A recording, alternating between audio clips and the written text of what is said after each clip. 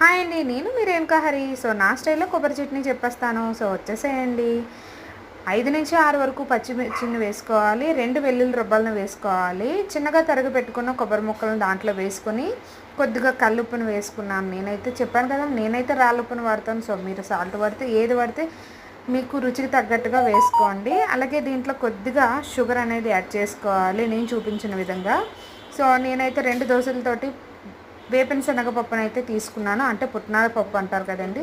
So ఇప్పుడైతే వీటిని మనం మిక్సీ పట్టించేసుకుందాం. మిక్సీ పట్టించుకునేలోగా మనమైతే పోపు అయితే వేసేసుకుందామండి. సో కళాయిలో ఆయిల్ అయితే వేసేసుకున్నాను.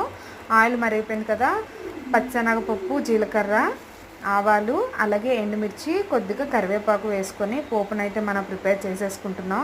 నేనైతే ఈ ఎండుమిర్చిని ఇలాగ చిన్నగా కట్ చేసుకుని అయితే పెట్టుకుంటానండి. సో మా అత్తయ్య గారి ఐడియా అనమాట ఇది. సో చట్నీ రెసిపీ కూడా మా అత్తయ్య గారి రెసిపీనే ఇది. ఇప్పుడు పోపుని దాంట్లో వేసేసుకుని, మీరు కంగారు పడకండి, నేను ఆయిల్ ఎక్కువ వేసుకున్నానేమో అనుకుని, అది నువ్వుల నూనె.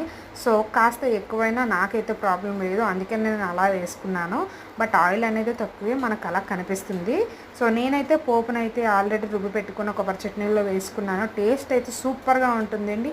దోశల్లోకైనా ఇడ్లీలోకైనా ఎక్సలెంట్గా ఉంటుంది. ఒకసారి ట్రై చేసి కామెంట్ సెక్షన్లో తెలియజేయండి. Thank you.